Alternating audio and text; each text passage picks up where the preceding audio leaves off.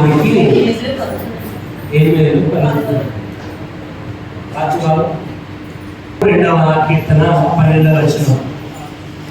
దావీదు రాసిన కీర్తనలు 2వ కీర్తన 12వ వచనం చదువుతున్నారు. ఆయన కోపము త్వరగా రగిలుకొనెను, కుమారుని ముద్దు పెట్టుకొనుడి, లేని యెడల ఆయన కోపించును, అప్పుడు మీరు త్రోవ తప్పి నశించెదరు.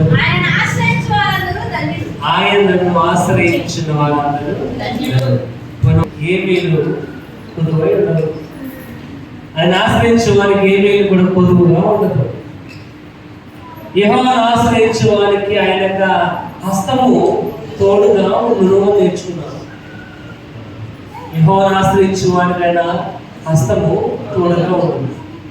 మూడవది, యెహోవాను ఆశ్రయించిన వారు సంతోషముగా ఉంటురు. నాలుగవది, యెహోవాను ఆశ్రయించిన వారు కాపాడబడదు. ఎందుకు యెహోవాను ఆశ్రయించాలి అని మనం ఒకసారి ఆలోచన చేసినట్లయితే, ఇక్కడ రాయబడుచున్న 5వ కీర్తన 2వ కీర్తనలోనే 3వ వచనంలో పదం రాయబడుతుంది అభిషక్తుడు అని. ఎవరంటారు? అభిషక్తుడు అంటే అభిషేకించబడిన వాడు ఎవరంటే ప్రభువైన యేసుక్రీస్తు. అదే 6వ వచనంలో రాయబడుతుంది రాజు అనే పదాన్ని అక్కడ ఉపయోగించబడేది.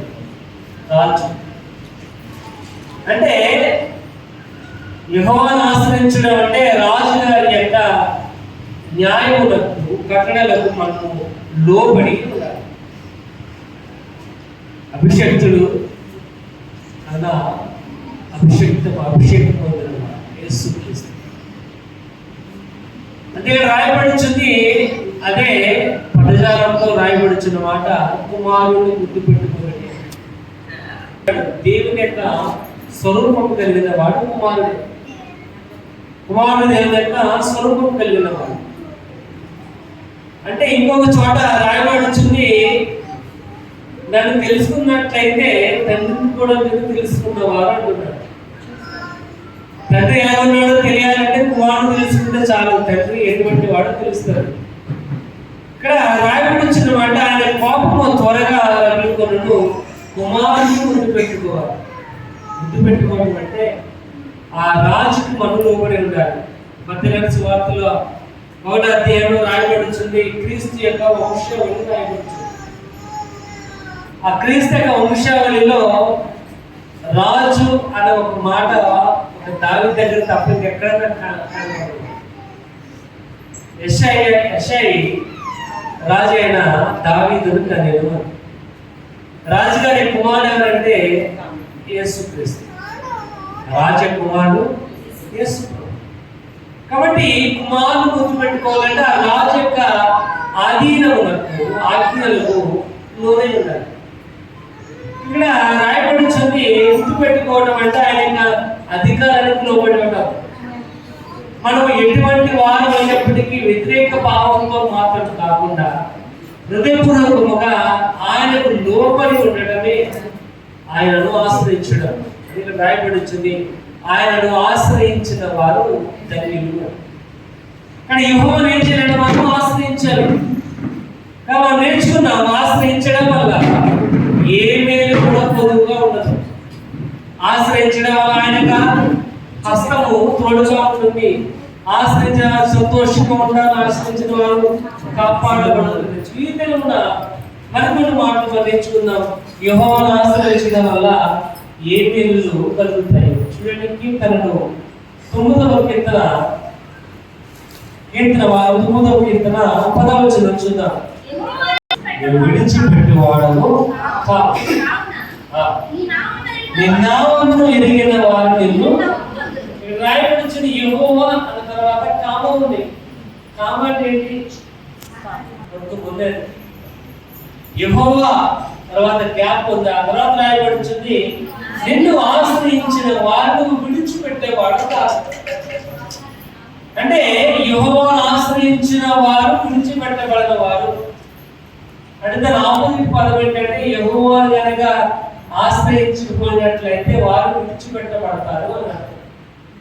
వారు విడిచిపెట్టబడతారంటే వారు త్రోవ తప్పిపోతారు. మనం చదివే కదా 2వ కీర్తన 12వ వచనంలో రాయబడి వచ్చింది, వారు త్రోవ తప్పి యెహోవాను ఆశ్రయించిన వారు కాపాడబడరు, కాపాడబడని వారు త్రోవ తప్పి నశించిపోతారు. కానీ మనం త్రోవ తప్పి నశించిపోకుండా ఉండాలంటే యెహోవాను ఆశ్రయముగా కలిగిన వారు ఉండాలి. యెహోవా నిన్ను ఆశ్రయించిన వారు నువ్వు విడిచిపెట్టేవాడు అంటే మనకి గొడవ వచ్చింది అనుకోండి, మనస్పర్ధలు వచ్చింది అనుకోండి, వాడు ఎటువంటి వాడైనప్పటికీ వాడు గుమ్ము చూడాలి. మరి ఎటువంటి వాడైనప్పటికీ వాడి గుమ్మం తప్ప వాడి మన గుమ్మం కూడా తొక్కని అవసరం అయితే ఆ దారం కూడా మనం నడపం. ఎప్పుడు కోపం వచ్చినప్పుడు వాటినాలి కోపం వచ్చినప్పుడు మనం ఏం చేస్తుంటాం, అసలు వాళ్ళని మనం కూడా పడదు. అసలు ఇక్కడ రాయబడి వచ్చింది మనం విడిచిపెట్టే వారంగా ఉంటాం కోపం వచ్చిందంటే. ఆయన అంటున్నాడు, నన్ను ఆశ్రయించిన వారికి ఎన్నడూ కూడా విలువబడదు అని. మనం అంటూ ఉంటాం వాళ్ళు కుంభబంకులా కలిసిపోయారమ్మా.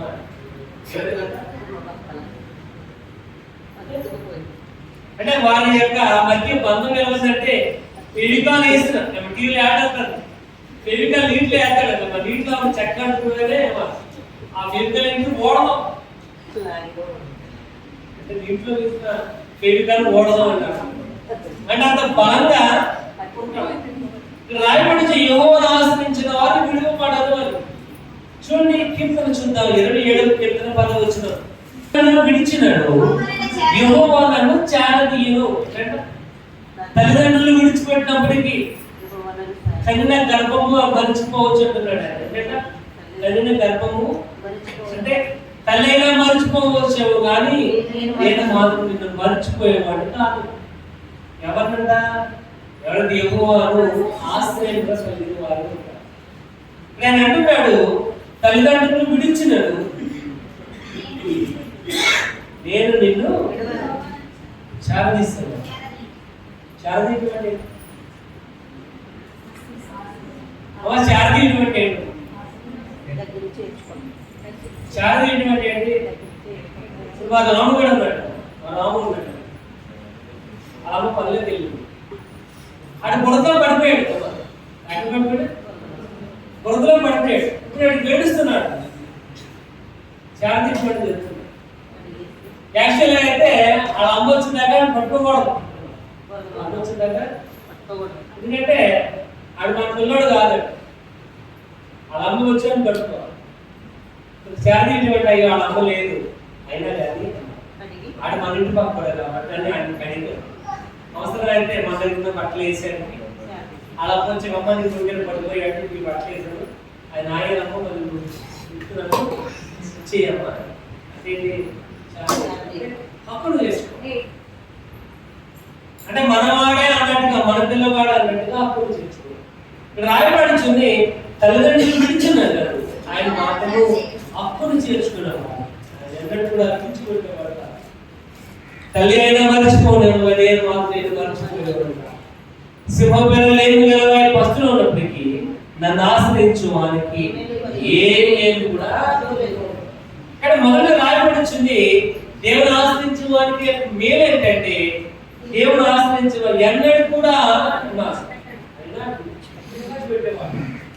కాదనే వాడు చూడు. కీర్తన 37వ కీర్తన 28 చూద్దాం, 37-28 కీర్తన.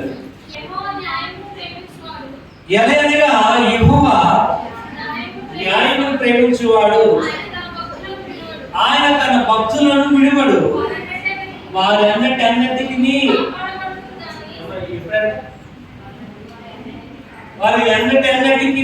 కాపాడబడుతున్నాడు. అంటే అన్నిటికీ అంటే ఏంటంటే అది ఒక రోజు కాదు, 2 రోజులు కాదు. అన్నిటికంటే మన భూమి మీద నివసించి ఉన్నంత వరకు, ఈ లోకము మనం విడిచి వెళ్ళేంత వరకు శాశ్వతమైనది. శాశ్వతంగా ఆయన మనలను ఇక్కడ విడిచిపెట్టేవాడు కాదు. ఒక రోజు కదా 2 రోజులు కాదు. మనుషులను ఆశ్రయించుకుని యెహోవాను ఆశ్రయించుట మేలు. కాబట్టి మనుషులకు సహాయం పెడతాం. మనుషులకు సహాయం వారు 2 రోజులు చేయగలరు, 3 రోజులు చేయగలరు, 1 సంవత్సరం చేయగలరు. ఇక్కడ ఆయన అంటున్నాడు ఎన్నటన్నిటికీ కాపాడబడుతున్నాడు. అంటే 1 రోజు కాదు, జీవితాంతం నువ్వు బ్రతుకున్నంత వరకు కూడా ఆయన నిన్ను కాపాడుతూనే ఉంటాడు. ఎన్ని ఇబ్బందులు వచ్చినా, కష్టం వచ్చినా, నష్టం వచ్చినా మనం చేయండి. యెహోవాను ఆశ్రయం పొందుతున్న వారు ఉండాలి. అంటే ఆయనను యెహోవాను ఆశ్రయించిన వారు ధన్యులు. కానీ మొదటి దాని ఏంటంటే యెహోవాను ఆశ్రయించే వారు విడిపోబడ్డారు, కాపాడబడే ఎన్నటికీ ఆయన కాపాడేవాడు. నడుచుడు తీర్పు చేసుకున్నాను 31వ అధ్యాయం 6వ వచనం చూద్దాం. వారిని చూచి దిగులు పడకుడి, నీతో కూడా వచ్చేవాడు దేవుడని ఇక్కడ రాయబడింది. భయపడద్దు అని. మరి ఎప్పుడు భయం వస్తుంది? మనకి ఎప్పుడు భయం వస్తుంది? శ్రమ వచ్చినప్పుడు, బాధ వచ్చినప్పుడు, అందరం ఉన్నా మనం అనాథలుగా మిగిలిపోయినప్పుడు మనకు చాలా బాధ. ఇక్కడ రాయబడింది భయపడుకుని వారిని చూసుకుని దిగులు పడకూడదు, నీతో కూడా వచ్చేవాడు నీ దేవుడైనా నీతో కూడా వచ్చేవాడు. ఎక్కడ వెళ్తే అక్కడ నీతో పాటు ఉండేవాడు నీ దేవుడైనా. ఎందుకంటే ఆయన ఆశ్రయించిన వాడు ఆయన ఎన్నడూ కూడా ఎన్నడూ కూడా కాపాడేవాడు ఆయన. చూడండి అదే అధ్యాయంలో తర్వాత వచనం చూద్దాం. నీ ముందర నడిచేవాడు యెహోవా, ఆయన తోడుగా ఉండును, ఆయన నిన్ను విడువడు, ఎడబాయడు, భయపడకు, విస్మయము నొందకు. విస్మయము నొందకు అంటే విస్మయము నొందకు అంటే మనలాగే మనం ఎక్కడే ఉంటాం కానీ మన మైండ్ మార్కెట్ కోసం బాడీ పర్సెంట్ మైండ్ ఇక్కడే ఉంటాం. నేను అనుకుంటున్నాను అందరూ ఎంతమంది ఉన్నారని, కానీ ఎంతమంది వాక్యం వింటున్నారో నాకు తెలియదు. విస్మయం ఉండడం అంటే మనం ఇక్కడే ఉంటాం కానీ మన మైండ్ ఇంకో చోట పని చేస్తాం. విస్మయం అంటే కూడా మనం ఇక్కడే ఉంటాం కానీ మనం ఏదో పరిజ్ఞానంలో ఉంటాం కానీ కాలం మనం ఉప్పేసేస్తాం అనుకోండి.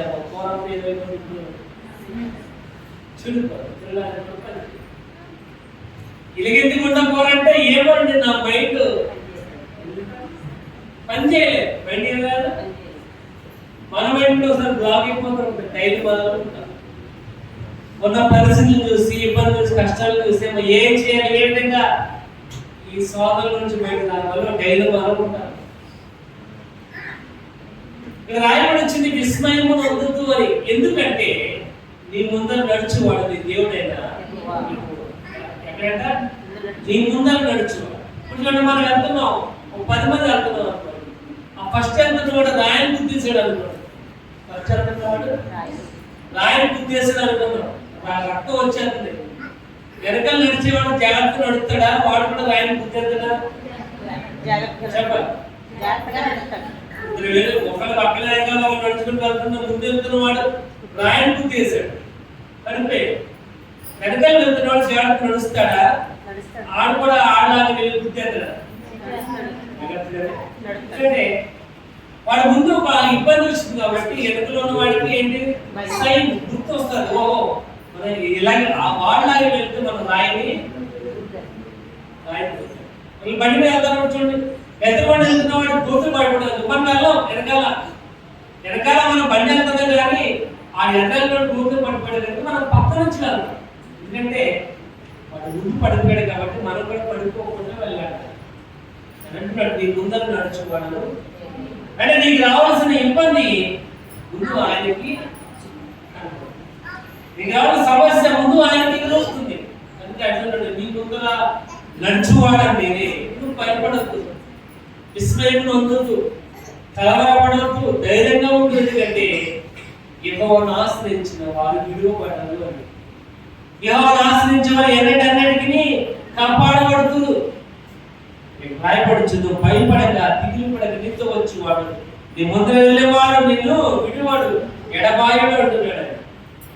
నువ్వేం చేయలేదు, యెహోవాను ఆశ్రయముగా కలిగిన వాడు ఉన్నాడు.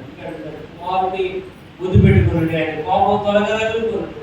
ఆయన మాట కనిగిపోతే మీరు త్రోవ తప్పి నశించేందుకు కనుక యెహోవాను ఆశ్రయించిన వారు మన యెహోవాను ఆశ్రయించిన వారు ధన్యులు. అంటే మొదటి ఇక్కడ రాయబడి యెహోవాను ఆశ్రయించే వారు విడువబడరు. ఎన్ని ఇబ్బందులు వచ్చినా, శోధనలు వచ్చినా విడువబడరు. చూడండి, దావీదు అంటున్నాడు సొలొమోనుతో, చూడండి ఫస్ట్ క్రానికల్స్ 1వ గ్రంథము మొదటి దినవృత్తాంతం గ్రంథము 28వ అధ్యాయం.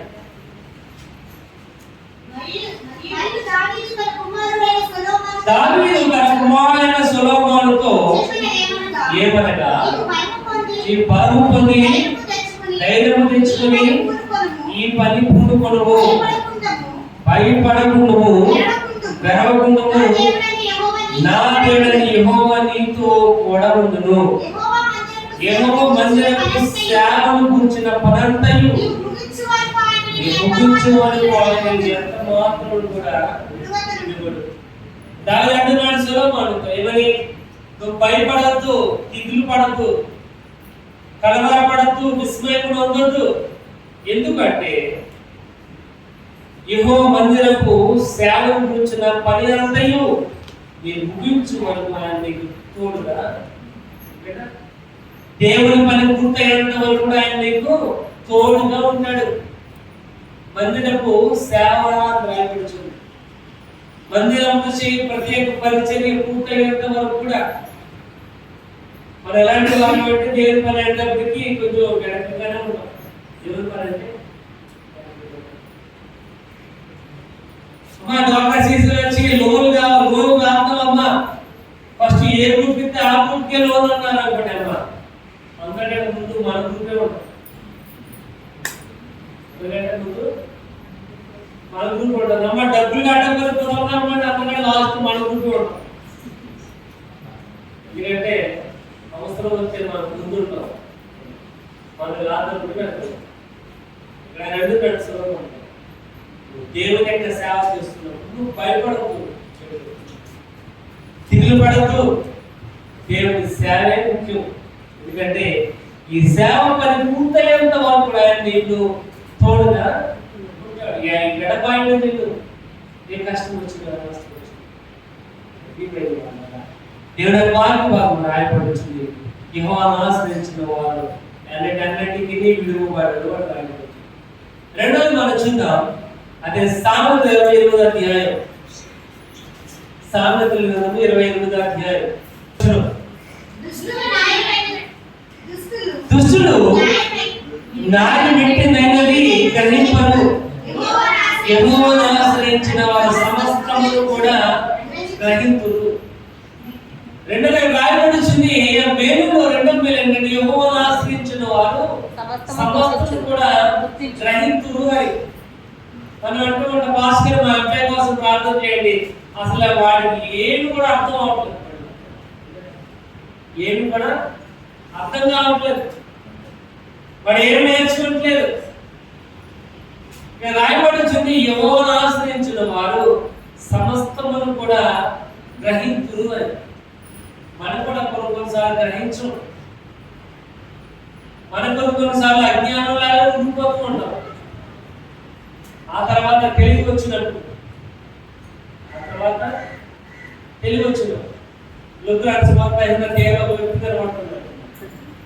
పందులు తినడానికి కూడా, పొట్టు తినడానికి కూడా పంది నిరాకరించినప్పుడు అప్పుడు రాయబడుతుంది. అప్పుడు వాడికి బుద్ధి వచ్చినప్పుడు,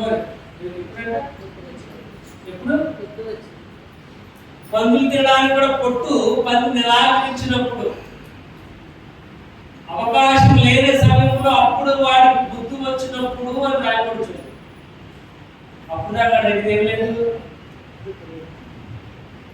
బుద్ధి లేదు అని కాదు, బుద్ధి ఉంది దాన్ని వాడడం లేదు. మనం కూడా అలాగే ఉంటాం, అజ్ఞానంలో వెళ్ళిపోతున్నాం. చూడండి 1వ కొరింథీ 2వ అధ్యాయం సాక్షున్నాం. 1వ కొరింథీ 2వ అధ్యాయం 14వ వచనం. ప్రకృతి సంబంధి అయిన మనుషుడు దేవుని ఆత్మ విషయములను అంగీకరింపడు, అది అతనికి వెర్రితనముగా ఉండును.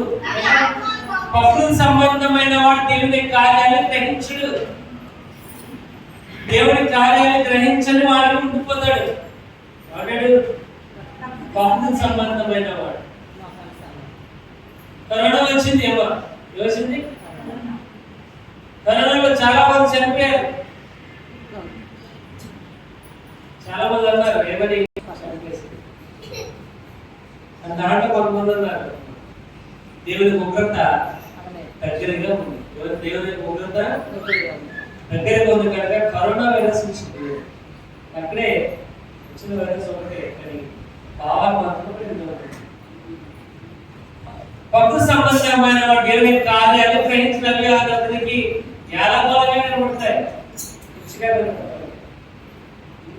అది ఇక్కడ రాయబడి భక్తి సంబంధమైన వాడు ఆత్మ సంబంధమైన కార్యాలు అంగీకరించుడు.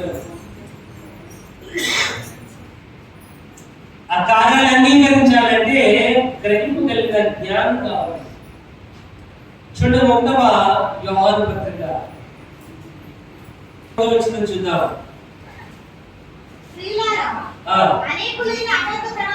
అనేకులైన అబద్ధ ప్రవక్తలు లోకములో బయలువెళ్ళి ఉన్నారు కనుక ప్రతి ఆత్మను నమ్మక అవి దేవుని సంబంధమైనవో కావో పరీక్షించుకోవాలి. లోకములు ఏమున్నారంట? అబద్ధ ప్రవక్తలు ఉన్నారు, రాంగ్ టీచింగ్. దేవుని వాక్యాన్ని వేరేలాగా చెప్పేవాళ్ళు ఉన్నారు లోకం. శనివారం మాత్రమే ఆరాధించాలి, ఆదివారం దేవుని ఆరాధించకూడదు అనేవాడు ఉన్నారు. నేలలో బాప్తిసం కాదు, జెండా కింద బాప్తిసం అనేవాడు ఉన్నారు.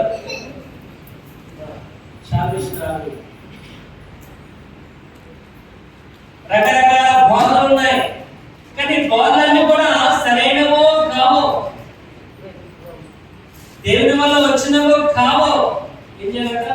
మనమే తెలుసుకోవాలి, మనమే నీవే గ్రహించుకోవాలి. అంటే రాయబడుతుంది, దేవుని ఆశ్రయించిన వారు సమస్తమును కూడా గ్రహించుకుంటారు.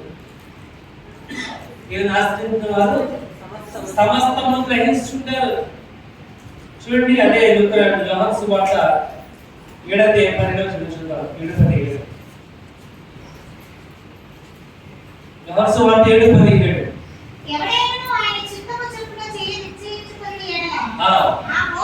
ఆ బోధ దేవుని వల్ల కలిగినదో లేక దాంతో నేనే బోధించుతున్నానో,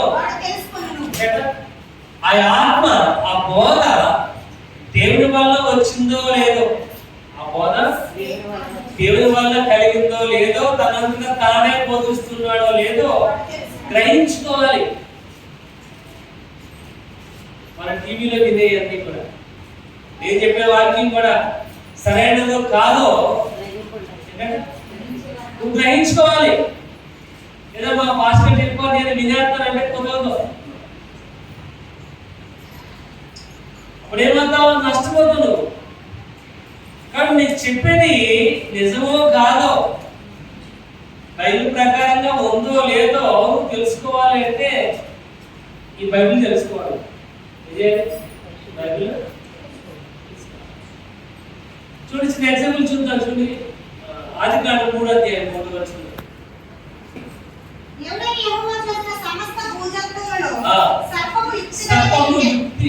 సర్పము యుక్తిగలదై ఉండి అది ఆ స్త్రీతో ఇది నిజమా? చాలండి, ఏమందంటే సర్పం ఏముందంట? ఇది నిజమా అందంట. ఏముంది చెప్పాలి, ఎట్లా చూడాలి? అమ్మతో ఇది నిజమా అంటే అమ్మ ఏం చేసింది? సాగదీసింది. అక్కడ చూడు, మాకు వస్తుంది అక్కడ. అమ్మ ఏమన్నా రెండో మా ఉంది, అవునా? అంటే ఏంటి? మా నిజమా అన్నప్పటికీ అమ్మకి ఏమైంది? నిజము కాదేమో అనుకుంటున్నా. అబద్ధం అసలు నిజమేనా అన్నప్పటికీ డౌట్ వచ్చేసింది అమ్మకి. అంతవరకు దేవుడితో పాటు ఉంది, దేవుడితో మాట్లాడుతుంది, సాయంకాలం వేళ పొద్దున్న వేళ ఎప్పుడు దేవుడు వచ్చినా చక్కగా మాట్లాడుతున్నా చిలక కోరికలా ఉన్నారేమో నిజమా అని సాధించినప్పటికీ ఏమైంది ఆ అబద్ధం మాటకి లోనే ఇప్పటికీ గ్రహింపు లేకపోయింది కాబట్టి ఆమె తెల్లి తెచ్చి తన భర్త కూడా 4వ ఒకటి రాయబడుతుంది. లోకములు ఎవరంటే అబద్ధ బోధకులు, అబద్ధ ప్రవక్తలు. వారు చెప్తున్నది సరైనదో కాదో గ్రహించుకోవాలి అంటే యెహోవాను ఆశ్రయించాలి. యెహోవాను ఆశ్రయించినట్లయితే ఆయన సమస్తము గ్రహించుకునే అధికారాన్ని ఆయన రాయబడుతుంది. యెహోవాను ఆశ్రయించేవారు సమస్తమును కూడా గ్రహించుకుంటే ఎప్పుడైతే దేవుని బిడ్డలుగా ఉన్నాము మన యొక్క జీవితంలో ఏ కార్యం జరిగినా మనం అనుకుంటూ ఉంటాం దేవుడు నాకు పరీక్ష పెట్టాడు. ఇప్పుడు దేవుని కార్యం ఎప్పుడైతే మనం గ్రహించమో మనం అనుకుంటూ ఉంటాం పొద్దున్న లేసి నువ్వు గుడి మగమే చూసాను, పొద్దున్న లేచి మాస్టర్ గారి మగమే చూసాను, పొద్దున్న లేచి ఇంకో ప్రార్థన చేయాలి ఏమని కష్టాలు అనుకున్నా యువత సాయంత్రానికి షాప్ వచ్చేస్తుంది. పప్పుల సంబంధం 3వ అధ్యాయంలో కూడా 3వ అధ్యాయంలో కూడా అదే రాయబడుతుంది. పప్పుల సంబంధమైన దేవుని కార్యాన్ని గ్రహించదు. ఆత్మ సంబంధమైన వారు ఉన్నట్లయితే సమస్త కార్యాలను మనము గ్రహించగలం. గ్రహించాలి అంటే కుమారుని గుర్తు పెట్టుకోవాలి, కుమారుని ఆశ్రయించాలి. ఆశ్రయించిన వారికి ఏ మేలు కూడా ఇక్కడ దినమున యెహోవాను ఆశ్రయించిన వారు ఎన్నటికీ విడువబడరు. రెండోది యెహోవాను ఆశ్రయించిన వారు సమస్తమును కూడా గ్రహించుకుంటారు. 3వది చూద్దాం. ఆమోసు గ్రంథం 5వ అధ్యాయము 4వ వచనం. ఆమోసు గ్రంథం 5వ అధ్యాయము 4వ వచనం. సెలవిచ్చినదేమనగా యెహోవాను ఆశ్రయించుడి, అదే నన్ను ఆశ్రయించిన ఎడల మీరు బ్రతుకుదురు. ఇక్కడ రాయబడి వచ్చింది నన్ను ఆశ్రయించిన ఎడల మీరు బ్రతుకుదురు అని. అంటే ఏంటి? బ్రతకడం అంటే ఏంటి? బ్రతకడం అంటే ఏంటి చెప్పండి. బ్రతుకు అనడావుడు అని అడుగులేడు కదా, ఇక్కడేమో బ్రతుకుతున్నాడు. బ్రతకడం అంటే నిత్య జీవం. ఈ లోకంలో మన యాత్రను ముగించుకుని మన దేవుని దగ్గరికి వెళ్ళి ఆయన దగ్గర మనం వేల పరిపాలనలో ఉండడం. ఇక్కడ రాయబడి యెహోవాను ఆశ్రయించిన ఎడల మీరు బ్రతుకుదురు అని. యెహోవాను ఆశ్రయించిన బ్రతుకుతారు. ఏ బ్రతుకు అంటే ఈ లోకంలో మనం చనిపోయినప్పుడు నిత్య జీవాన్ని మన కోసం వెయిట్ చేస్తుంది. అది మన యొక్క అసలు అది మనం ఉండేది, అది పర్ఫెక్షన్. అది ఇది టెంపరీ, ఇది టెంపరీ, శాశ్వతమైనది కాదు. ఏదో దినమున ఈ లోకంలో మనం విడిచిపెట్టవలసిన వారమే. ఈ లోకం మనది కాదు, ఈ లోకంలో మనం యాత్రికులము. కానీ లోకంలో మనకు శాశ్వతమైనది కాదు, శాశ్వతమైనది ఆయన దగ్గర ఉంది. ఆయన రాజ్యములకు మనము వారసులము. అక్కడ మనం బ్రతకాలి. రాయబడుతుంది యెహోవాను ఆశ్రయించిన వారు బ్రతుకుదురు. చూడుకు మాట చూద్దాం. 22వ కీర్తన 26వ వచనం. 22-26. భోజనము చేసి తృప్తి పొందెదరు, యెహోవాను వెతుకువారు మీ హృదయములను తెప్పరిల్లి. ఇక్కడ దీనుడు భోజనము చేసి తృప్తి పడతారు. మన బ్రతకాలంటే ఏం కావాలి? భోజనం కావాలి. బ్రతకాలంటే భోజనం కావాలి. భోజనం తినకపోతే ఒక్క పూట భోజనం మానేస్తేనే 4 రోజులు అన్నం లేదు. ఒక 4 రోజులు